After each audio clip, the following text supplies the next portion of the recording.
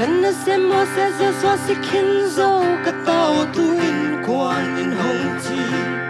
namang zo diam tau pasona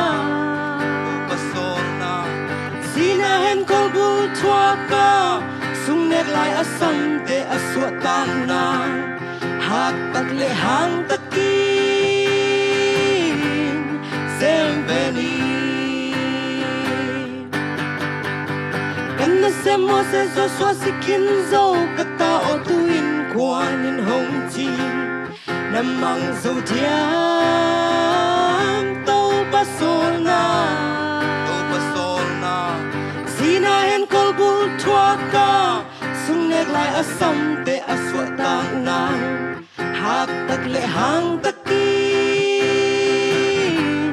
sem veni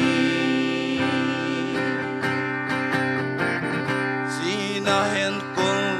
ka khai chim tang sung gil kyal to ma chiang ke ka swan loan khi tui te a teng zen tam mo sangga te ka na o salomo bu te min kin quay dâu ta a ding mi tam pi kisam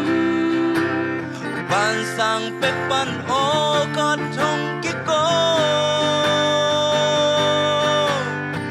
Nasem mo se zo so si kin zo ka tao tu in quan in hong chi namang zo diam tau pasona sina hen kol bul thua ka sung nek lai asam te aswa tak nang hak tak le hang takin sem veni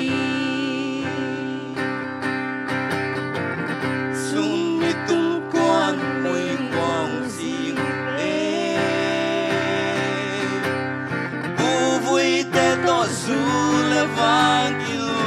xuan kan lo la ya zu la va te